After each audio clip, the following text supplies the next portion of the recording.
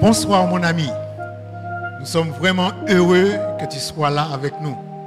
Nous sommes ici chaque soir et pendant cette semaine. Et nous voulons vraiment que tu puisses bénéficier de ce que Dieu a de meilleur pour toi. Notre semaine de gestion chrétienne, une semaine de réveil, a pour thème Dieu en premier.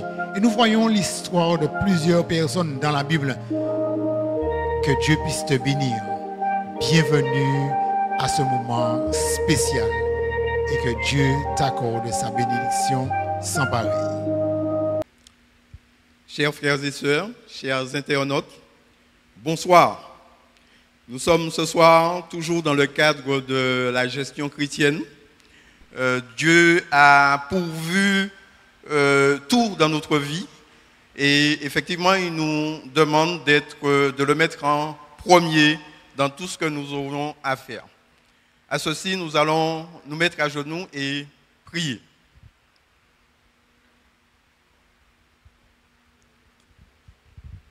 Éternel, notre Dieu, notre Père, notre Rédempteur, notre Sauveur, nous t'invoquons ce soir parce que tu es un Dieu merveilleux, un Dieu vivant qui opère de façon magistrale dans nos vies. Et chaque jour, nous sommes l'objet, Seigneur, de tes attentions, de ta providence, et nous n'aurons de cesse de te remercier pour un amour si grand. Nous voulons te remercier par-dessus tout de ton œuvre rédemptrice, cette œuvre qui nous permet, Seigneur, de venir à tes pieds et de déposer nos fardeaux, de te demander pardon pour nos péchés et de repartir d'un bon pied. Nous n'aurons de cesse de te remercier encore une fois pour un si grand amour. Aujourd'hui, très certainement encore, tu nous as gratifiés de ta bonté, de ta compassion et de ta miséricorde.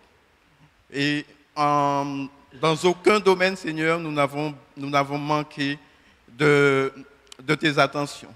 Nous te remercions encore. Nous voulons te demander de nous bénir, de nous conduire à travers, Seigneur, tous les aspects de notre vie.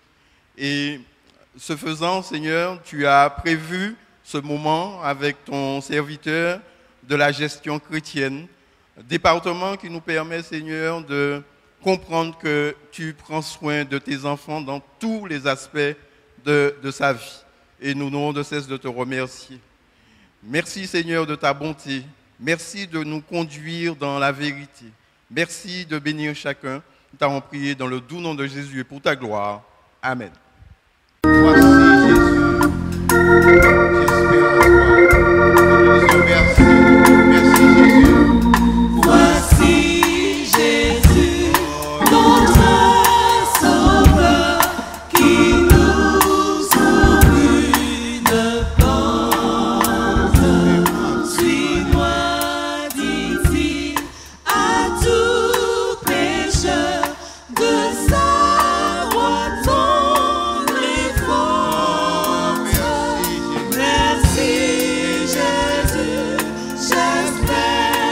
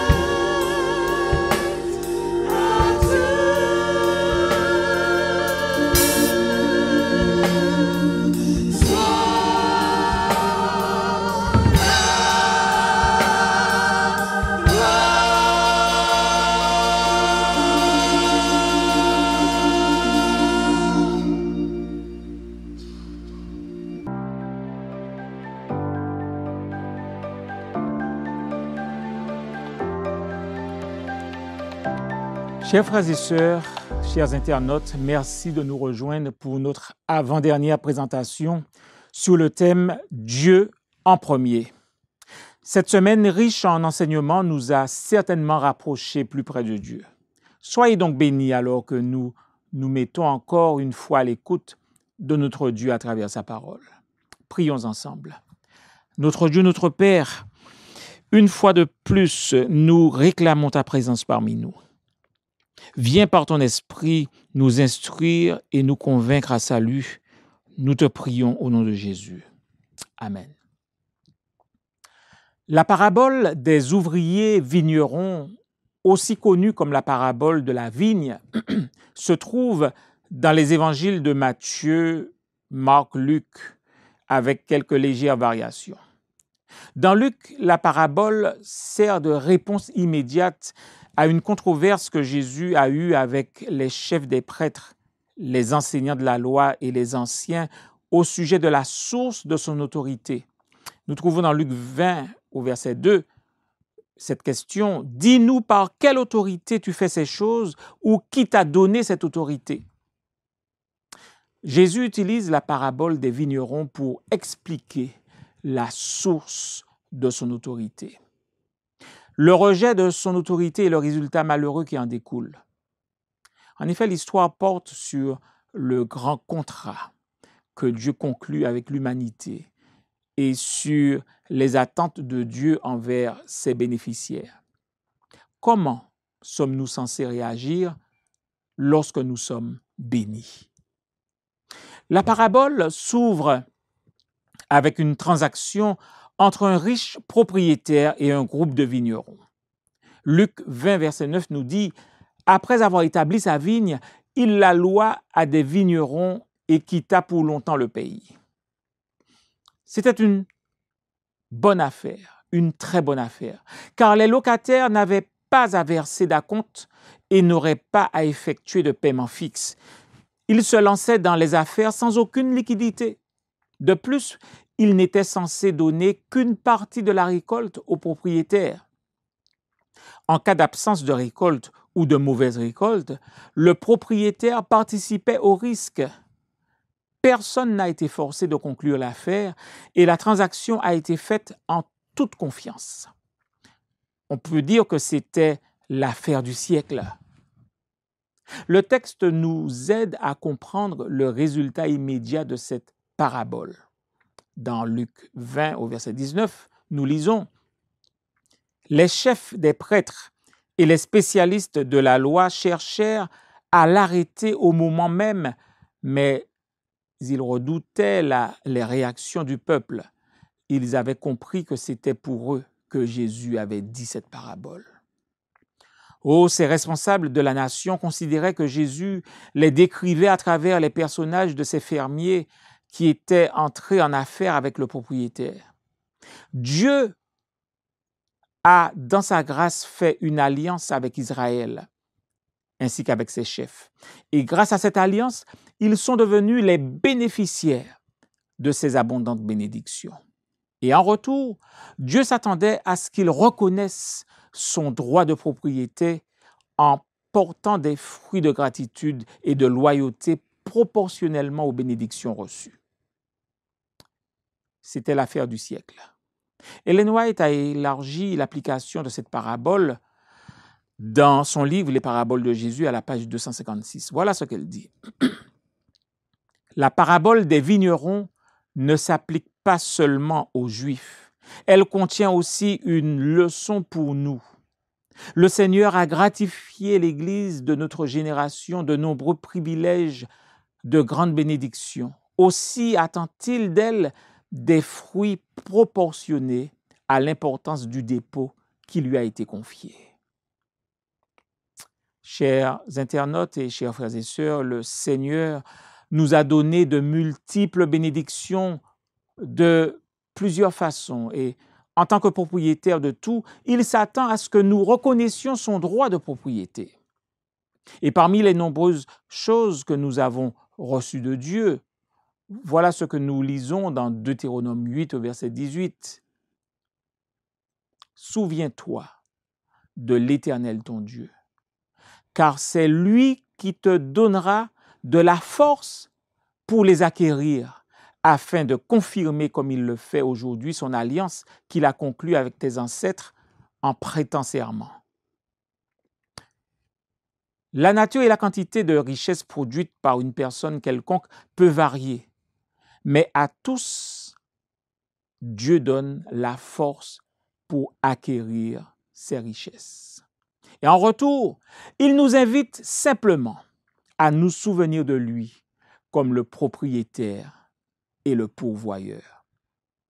Toujours dans son livre Les paraboles de Jésus, à la page 288, Ellen White dit ceci: « Le Seigneur aspire à recevoir de sa vigne des fruits de sainteté et de désintéressement, d'amour et de bonté. » Un moyen d'honorer notre part du contrat est de rendre à Dieu une portion des bénédictions reçues à travers la dîme. Lévitique chapitre 27, verset 32 nous dit « Toute dîme de gros et de petit bétail, une bête sur 10 de tout ce qui passe sous un bâton de berger sera consacrée à l'Éternel. » La messagère du Seigneur écrit ces mots dans Conseil à l'économe à la page 80 et 81. Voilà ce qu'elle dit. Il nous demande de le reconnaître comme étant le propriétaire de toutes choses.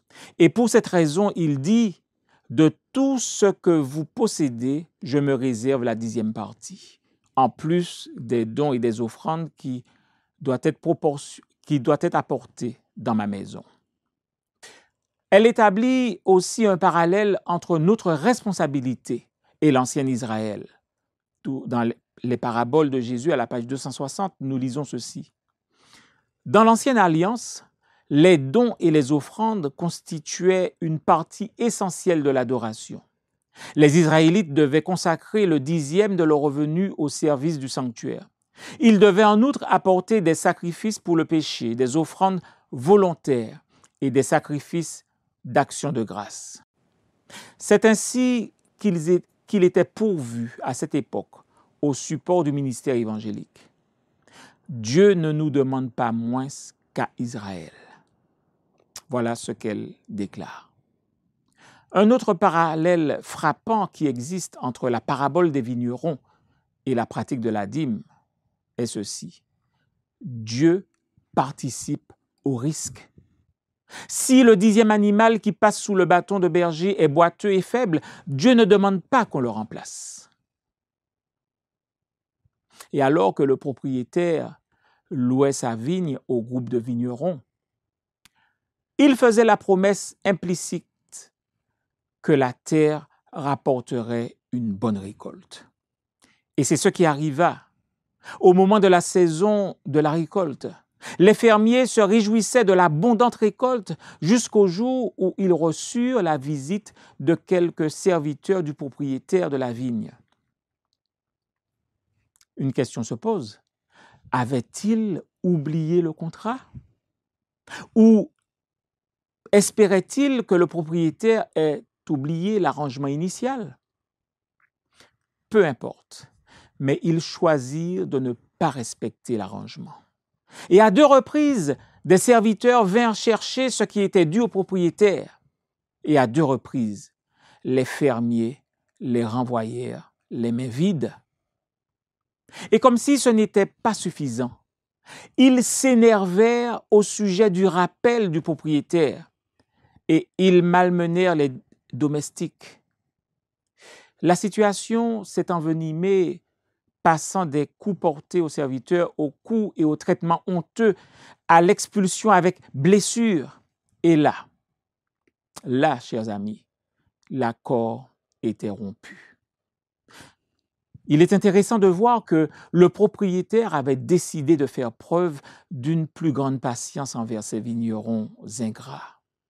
Il envoya une suite de serviteurs, les uns après les autres, mais sans résultat. Et finalement, il envoya son fils bien-aimé. Et Luc 20, verset 13 nous dit, « Le maître de la vigne dit, « Que ferai-je ? J'enverrai mon fils bien-aimé. Peut-être auront-ils pour lui du respect. » Le propriétaire identifiait le problème comme une absence de respect. Malheureusement, le destin du fils serait pire. Et nous lisons dans Luc 20 au verset 14 et 15, « Mais quand les vignerons le virent, ils raisonnèrent entre eux et dirent, « Voici l'héritier, tuons-le, afin que l'héritage soit à nous. » Et ils le jetèrent hors de la vigne et le tuèrent. Oh, cette réaction finale révèle la véritable intention des vignerons. Ce n'était pas seulement le problème de donner une portion de la récolte au propriétaire, mais ils voulaient remplacer le véritable propriétaire. Ils ne voulaient pas être sous l'autorité du propriétaire, ils voulaient être sous leur propre autorité. Et en refusant de partager la récolte, ils exprimaient extérieurement leur motivation intérieure. Oh, chers amis, frères et sœurs, chers internautes, l'histoire de l'ancien Israël témoigne de la façon dont ils ont maltraité les différents messagers envoyés par Dieu à travers les âges. Ils ont enlevé à Dieu sa souveraineté sur sa vigne, à savoir Israël. Au moment où Jésus racontait la parabole, il complotait déjà pour éliminer le Fils bien-aimé afin de rester au pouvoir. Pouvons-nous, chrétiens que nous sommes, nous trouver dans la situation de ne pas tenir la part de notre contrat, la part de l'alliance? Un texte du prophète Malachie peut nous aider à répondre à cette question. Nous lisons dans Malachie 1 au verset 6, première partie, « Un fils honore son père et un serviteur son maître. Si je suis père, où est l'honneur qui m'est dû? » Malachie 1, verset 6, première partie. Dieu est là qui reproche à ses enfants de ne pas l'honorer et de ne pas lui montrer le respect pour ce qu'il est, pour qui il est. La conversation entre Dieu et les chefs d'Israël continue à indiquer à quel point se manifeste le manque de respect. Dans Malachie 1, verset 6, deuxième partie, à 8, nous lisons ceci. « À vous, sacrificateurs, qui méprisez mon nom, et qui dites, en quoi avons-nous méprisé ton nom? Vous offrez sur mon autel des aliments impurs. Vous dites, en quoi t'avons-nous profané? C'est en disant, la table de l'Éternel est méprisable. Quand vous offrez en sacrifice une bête aveugle, n'est-ce pas mal? Quand vous offrez une boiteuse ou infirme, n'est-ce pas mal? Offre-la donc à ton gouverneur. Te recevra-t-il bien? Te fera-t-il bon accueil? Dit l'Éternel des armées. » Le manque de respect pour l'autorité de Dieu était apparent à travers ce qu'il ne lui rendait pas, comme mentionné dans Malachie 3, versets 8 à 9. Voilà ce que nous lisons. Un homme peut-il tromper Dieu? En effet, vous me trompez et vous dites, en quoi t'avons-nous trompé? Dans les dîmes et les offrandes.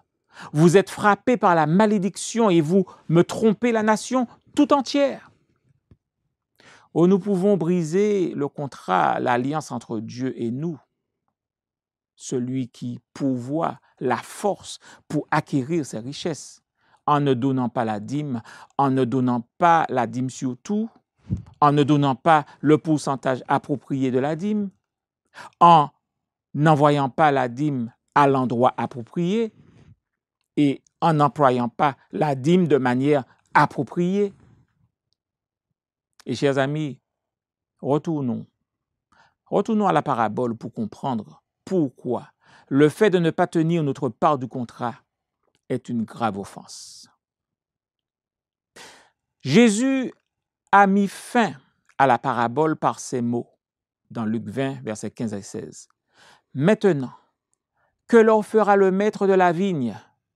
Il viendra, fera périr ses vignerons et il donnera la vigne à d'autres. » Le propriétaire leur enlèverait sa confiance et il souffrirait la peine ultime. Le résultat serait-il le même si nous ne retournions pas la dîme à Dieu quand nos revenus augmentent?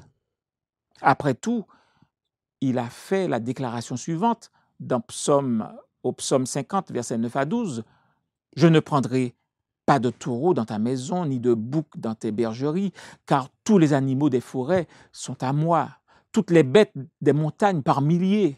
Je connais tous les oiseaux des montagnes, et tout ce qui se meut dans les champs m'appartient. Si j'avais faim, je ne te le dirais pas, car le monde est à moi, et tout ce qu'il renferme. Chers amis internautes, chers frères et sœurs, Dieu n'a pas besoin de nos ressources, qu'elles soient minimes ou importantes, mais quelque chose de plus grand est en jeu, à savoir honorer et respecter son autorité comme propriétaire et seigneur de tout. Et c'est ce qui était au centre de l'erreur de ces vignerons. Les paroles de l'apôtre Paul révélaient l'importance de reconnaître la seigneurie de Jésus dans Romains 10, verset 9. Il est dit, « Si tu reconnais publiquement de ta bouche que Jésus est le Seigneur, et si tu crois dans ton cœur que Dieu l'a ressuscité, tu seras sauvé. » Et Ellen White établit la relation entre la dîme et la reconnaissance de Jésus dans Témoignages à l'Église, volume 6, page 479. Voilà ce qu'elle dit. Les dîmes et les offrandes pour Dieu sont une reconnaissance de son droit qu'il a sur nous par la création. Et elles sont aussi une reconnaissance de son droit par la rédemption. Parce que toute notre puissance découle du Christ, ces offrandes doivent aller de nous à Dieu. Elles doivent nous rappeler la revendication de la rédemption, la plus grande de toutes les revendications, et celle qui implique toutes les autres. Oh, chers amis, rendre la dîme est davantage qu'une transaction financière. Rendre la dîme, c'est une expression d'allégeance à la seigneurie de Jésus qui a tout reçu du Père. Et en conclusion, celui qui a promis de nous donner la capacité de produire des richesses n'a pas renié ses paroles. Il est fidèle. C'est l'affaire d'une vie. C'est l'affaire du siècle. Au cours de cette semaine de réveil de la gestion chrétienne de la vie, il nous a patiemment et affectueusement rappelé sa promesse. Il est vrai que les rappels concernant notre responsabilité financière peuvent rendre furieux, comme ce fut le cas pour les vignerons locataires de la parabole. Mais réfléchissons à nos réactions. Quelque chose de bien plus important que les ressources financières est en jeu. À savoir, est-ce que je choisis de mettre Dieu en premier? Que Dieu nous bénisse alors que nous lui restons fidèles. Amen. Pour aller plus loin, parlez de la fidélité de Dieu dans votre vie, concernant la promesse qu'il a faite. Je vous donne la force pour acquérir ces richesses. Qu'est-ce qui rend difficile pour nous de tenir notre part du marché? Aimeriez-vous que le groupe intercède pour vous alors que vous choisissez de respecter Jésus comme propriétaire, pourvoyeur et Seigneur?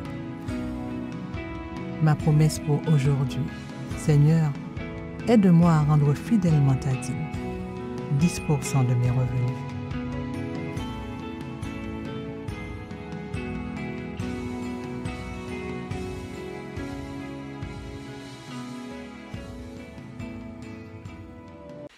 Eh bien, chers amis, nous sommes très heureux et contents que tu sois resté avec nous jusque-là.